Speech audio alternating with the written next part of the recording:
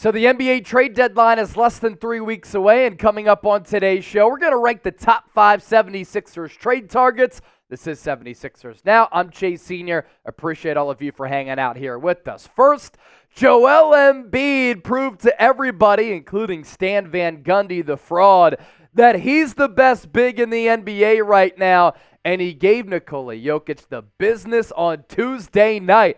So if you think Embiid should win NBA MVP, I want you to spam MVP down in the comment section right now. To our Sixers top 5 trade targets, please keep in mind Lauri Markkanen, Mikal Bridges not being traded as of right now, and the Sixers not pursuing Pascal Siakam or Zach LaVine according to the latest reports. Now, things, of course, can flip on their head. Things can change very quickly, but that's why we're not talking about those players here on today's show.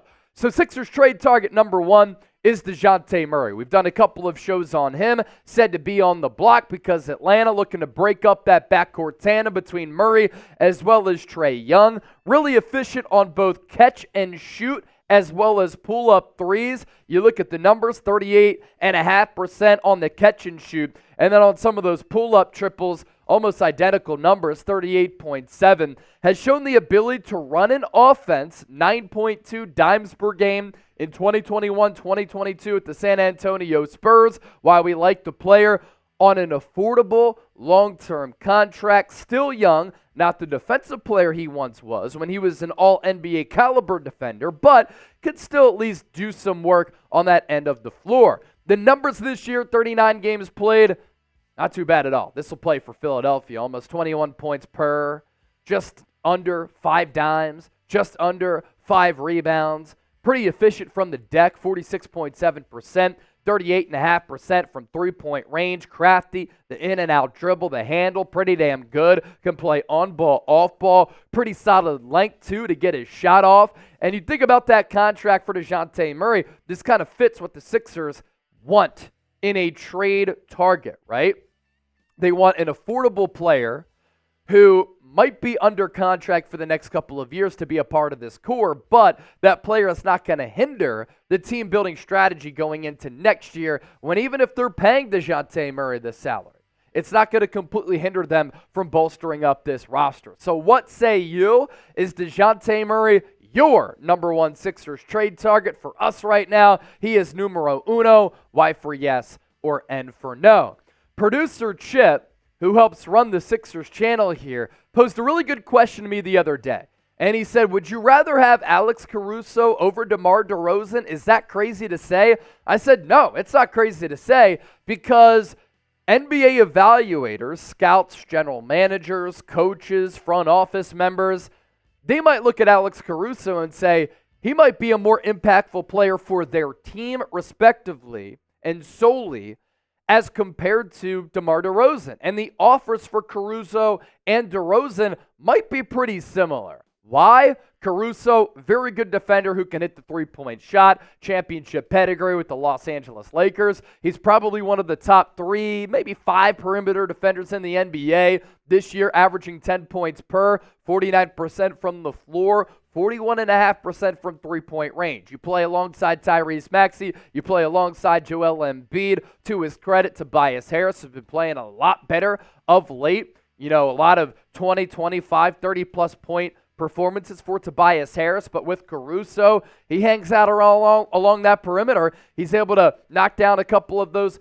vacant, open catch-and-shoot threes, and he's really improved his offensive arsenal off the dribble for a player who can play off-ball, on-ball as well. And I think that Caruso, with all the things that I just said about him, this is why he's a pretty seamless fit for Nick Nurse and the ultimate type of player for head coach Nick Nurse. Tough, hard-nosed, gritty. He's going to defend 90 feet, and then he can also give you an offensive punch too.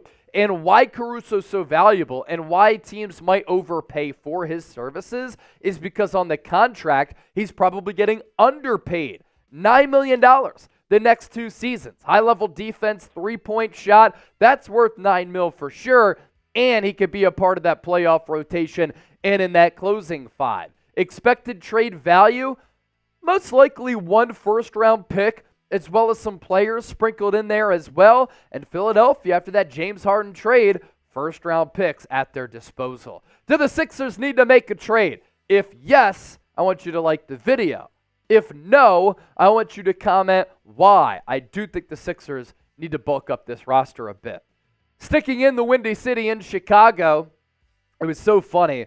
They booed Jerry Krause's wife as well as Jerry Krause when they were honoring him.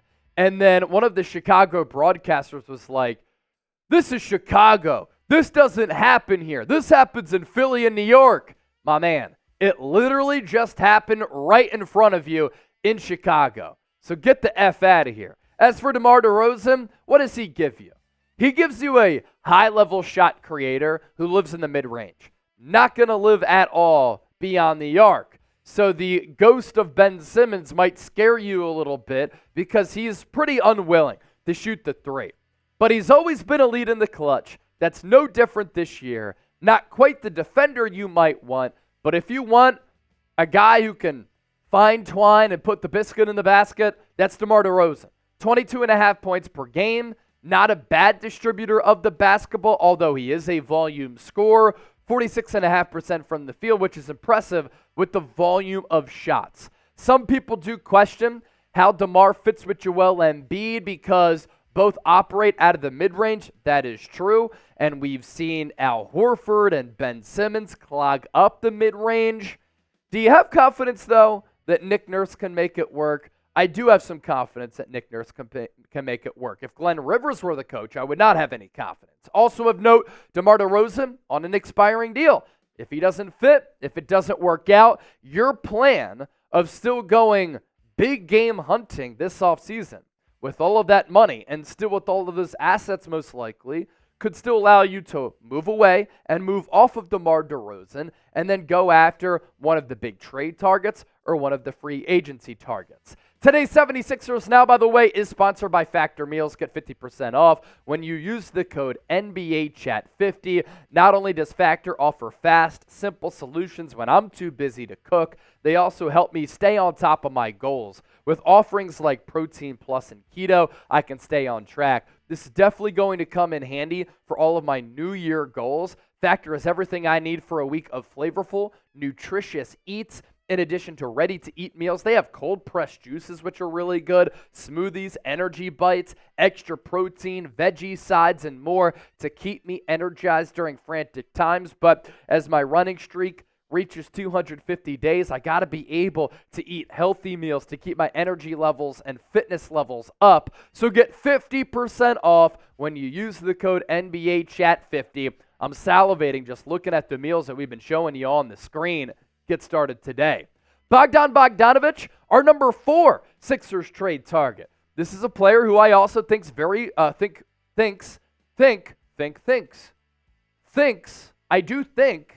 yeah, we're back on track. I think that Bogdanovic, type F Chase in the comment section for that slip up. I think he fits very well on the Sixers roster. Why is that? Floor spacer who can shoot the three. He's played in big moments. He has no fear. He's not going to back down from the big stage. I think that his intensity and his willingness to play in the bright lights, it would be great for Philadelphia. And I think that he can shoot the ball, and that's why he is a good fit on this roster. He also moves within the flow of the offense, and he's not a ball stopper like a James Harden. And the rock is not going to die like it oftentimes did with the beard. And his playoff run, pretty impressive. If he can give you these numbers, and then, you have that starting five of Tyrese Maxey, Bogdanovic, Tobias Harris, Joel Embiid, and you figure out kind of what rotations fit well with that 4 spot. Do you want to have Kelly Oubre in there as well to have Toby at the 4? You can do that. But that playoff run, if Bogdanovic is giving you 13 points per game, 55.5% from the field, and 45.5% from 3, good range there. And he's not just limited to the corner, like he can hit the corner, the wing from straight away. He gives this team something that they really, really need. Creator off the dribble a little bit to take some pressure off of Tyrese Maxey, and he stretches the floor to help Joel Embiid, and a consistent knockdown three-point shooter. The reason why he's lower, he does have an injury history. He is starting to get a little bit older at 31 years old. I just turned 32. It's crazy to say that an athlete is getting older at 31. How does that make me feel, and where does that put me? Oh, my goodness. But do you trust him enough to commit long term? The salary is pretty affordable here if the Atlanta Hawks do want to blow it up. We're talking about maybe moving Dejounte Murray. We're talking about Atlanta maybe moving off of Bogdanovic. Also, what does that say about Trae Young as well, that he's not able to elevate his teammates? But $18.7 million this year, so you're taking on a portion of that, 16, and then a $16 million player option in 2026, 2027. I think he ages well because it's not like he's put a lot on his body as far as his playing style, but you do hope that he's going to be able to stay upright and healthy. Coming in at number 5, that's Tyus Jones. And I know that we talked about earlier this week how the Sixers were out on Tyus Jones, but there are reports that the Sixers might be interested in Tyus Jones. He is first in assist to turnover ratio in each of the last 5 years. A very good decision maker with the basketball, and a player who can really, really dish it. And also, his efficiency this year is very good. Now, when he was backing up Ja Morant, the Grizzlies won a lot of games. I think he's better suited as a point guard coming in off the bench because he's undersized and he's not a great defender. But he can navigate on the floor, and he can elevate his teammates and put them in positions to succeed. And are the Sixers interested? The reported asking price is pretty lofty. It's a first-round pick. For a backup point guard, that is a lot. And Alex Caruso, better two-way player who might be a better fit, and maybe that's where you want to use that first-round pick at your disposal. The Sixers don't seem willing to meet that asking price, but could be worth it, or it could change as we approach the deadline. Want you to tell us your number 1 trade target for the 1, 2, 3, 4, 5 Sixers. Let's hear from all of you down in the comment section. As always, thanks for watching the show, and don't forget to subscribe.